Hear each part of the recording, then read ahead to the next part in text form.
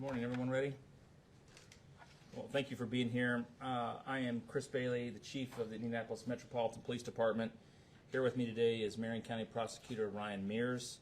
Prosecutor Mears will provide a rundown of the facts as we know them at this time, and then after that I'll come back up for some additional comments, and then we can answer some questions. Prosecutor? Thank you, Chief.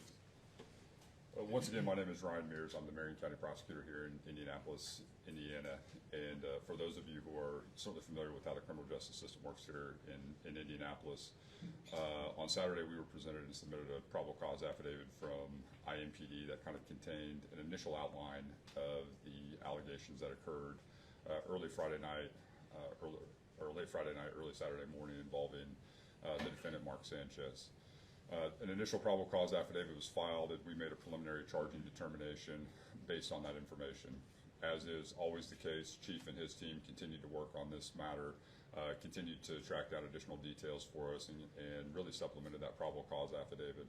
I cannot say enough good things about the work that took place at IMPD. There was a ton of information to sift through and gather. They did an excellent job of acquiring that information. And as a consequence of that effort, we received an amended or an additional probable cause affidavit this morning. Again, this is something that happens in virtually every case here in Marion County. And with that additional information, we have added more serious charges against Mr. Sanchez. At this point in time, we have filed a felony charge, a level 5 felony of battery involving serious bodily injury, which contains a penalty of 1 to 6 years. One of the things that I want to stress to everybody is that we are still in the early stages of this investigation. Chief and his team have a number of search warrants that are still outstanding. They're still tracking down additional information. This is by no means the end of this investigation. This by no means means that these are going to be the final charges that we move forward with. We could not have done this case and be in a position to make today's charging decision without the hard work of IMPD and people in the community who came forward with information and pointed us in the right direction, and we've gathered a ton of information. One of the challenges you have in a case like this is the fact that you are dealing with individuals who are receiving medical care, and that's obviously the most important thing, that individuals are treated appropriately. But once we were provided with additional information about the victim's current medical condition, it became clear to us that additional charges needed to be filed. There's a supporting probable cause affidavit which was filed with the court today, which outlines the additional information which we have received thanks to the effort of IMPD, and that's why we were able to file the charges. A couple of things just about this incident. You know, certainly the thing that stands out to us is this was a situation that did not need to occur. You have the allegations involve a 38-year-old man becoming involved in an altercation with a 69-year-old man who sustained significant and very severe injuries as a result of that altercation. The probable cause outlines kind of the initial nature of that dispute. We are literally talking about people fighting over a parking space, or a dispute about where people are parking, and it resulted in someone receiving just incredibly significant injuries. Where this incident took place was an area of the city which was very well covered by surveillance footage. There are multiple angles of surveillance footage which capture the events that occurred, and in addition we had a number of civilian witnesses who came forward with provided information about what took place. For us, though, we need additional information, and Chief's team is working on that. And once we receive that additional information, additional charges might be appropriate to file. In a case like this, one of the things that you are considering is where people are coming from, where were people going, what were they doing, and then once individuals receive medical care, we're obviously very interested in what those medical records look like, because they can a lot of times give us greater insight into what was going on that day and potentially provide some information into an individual's state of mind. And so with that, I'll turn it over to Chief Bailey.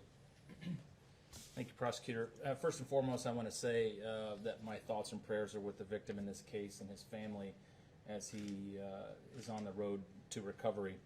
I also want just to express just how proud I am of the officers and detectives of this police department who, those early morning hours of Saturday, rushed in to provide medical care and find out what was going on, and then spent the next really 2 full days putting this case together to present to our partners at the Marion County Prosecutor's Office.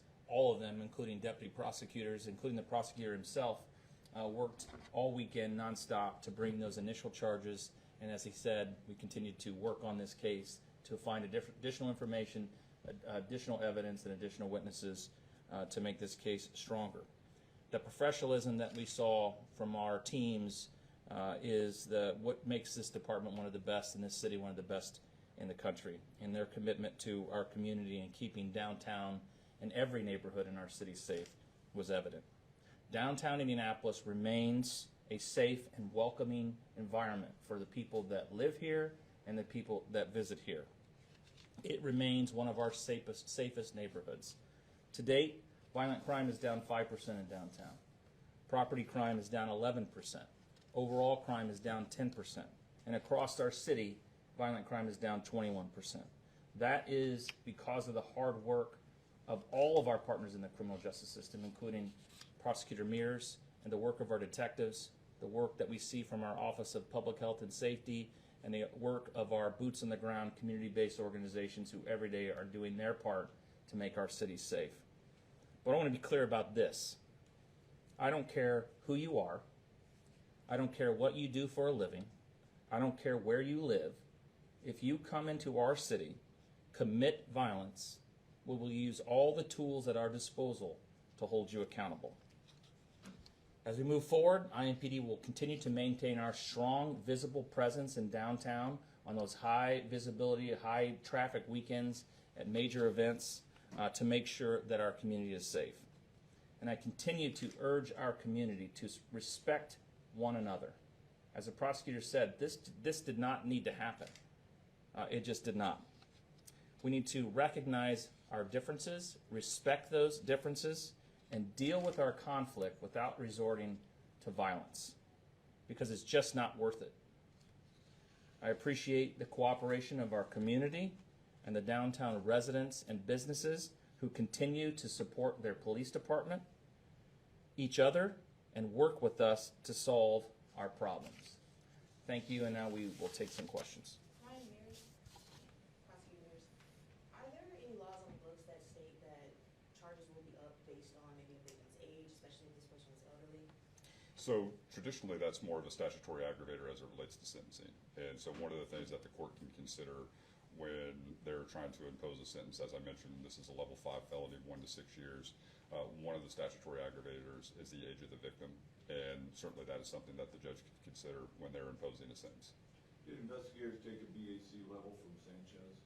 Well, anytime anyone's admitted to the hospital, there's a number of things that are conducted as just kind of a matter of routine and a matter of procedure. And I think as you work through the process, certainly their health records are protected. We have to go through that process of making sure that any information that we receive is obtained through the proper channels. And I know Chief's team's working on that. Do we know if investigators have had a chance to talk to any of Sanchez's associates to piece together what his Friday night was like before this happened? I can't answer exactly what step in the process the investigators are at, but as the prosecutor mentioned, just because charges are filed doesn't mean the case or the investigation stops. So the investigators will be looking into all those things, and I think the medical records are going to be extremely important for both individuals to help the prosecutor make an important or a charging decision to see if there's some other way to another charge that needs to be added, but also to see if there was some sort of altered state of mind of the individuals involved in this incident. Does the felony mean his bond has now changed? So we'll look. So as you know, we're currently assigned to a misdemeanor level 6 court with the additional charges. This case will be transferred to a major felony court, and then it would be up to that major felony court to make the determination as to whether or not a bond should be imposed regarding the new charges. Again, these new charges are supported by an amended probable cause affidavit, which goes into way more detail about what took place on that night, and also more clearly outlines the nature and extent of the victim's injuries in this case. How does the state's self-defense law play into this and the allegations? Well, certainly Indiana has some of the most robust self-defense laws in the nation, and that's always going to be part of the equation when you evaluate cases like this and trying to determine exactly what took place. And it will certainly be at the center of this particular trial as well when we have conversations about were people acting reasonably or not. And in Indiana, you have no duty to retreat. And so those are all things that you need to consider in terms of when you make that initial charging decision. Those facts have been evaluated, and certainly the self-defense law is going to be an issue that will be raised at trial. Last question. You tweeted yesterday for the first time in 3 years, criticizing the governor for his quick take for political gain. What's your reaction to that? Well, for me, the most important thing is that we get information out there that is accurate. And anytime people jump to conclusions and don't rely on facts, that's obviously disappointing. For us, though, we have conversations about what's taking place in Marion County. When those types of things are said, it's not really an attack on me. It's an attack on 420 people who work in the prosecutor's office who are dedicated to their job. And we've won 31 out of our last 34 murder trials. We've won the last 10 murder trials in a row. And if the governor has conversations about what's going on in Marion County, not only can he look to those stats, but he has an open invitation to come to the prosecutor's office and not only meet with me, but the people who are in the courtroom every single day fighting for those convictions. We don't get those records and we don't get those results without Chief Bailey's help, without the community's help. And so if the governor thinks that he can add to that conversation, if he says, hey, there's additional things that can be done to help, we always want to have that conversation. Where I think my frustration sometimes comes from is everybody's quick to blame and point fingers. We need substantive responses that actually address the challenges that we're facing and give everybody the tools and resources that they need to be successful. I feel very comfortable with where we are in terms of our murder conviction rate, but we can't do that without Chief Bailey. We can't do that without the community, and if the governor thinks he can assist, he's got an open invitation to come. Thank you all. We appreciate your time. Thank you. For both Ryan and Chris, considering Indiana is a constitutional carry state, and as you pointed out, self-defense statute is very broad, how lucky are we that somebody's not dead of a gunshot wound? Well, go ahead. I mean, that's I mean, we've seen over the last several years the number of cases that have to be screened from the prosecutor's office and look through the lens of self-defense, I think, go up.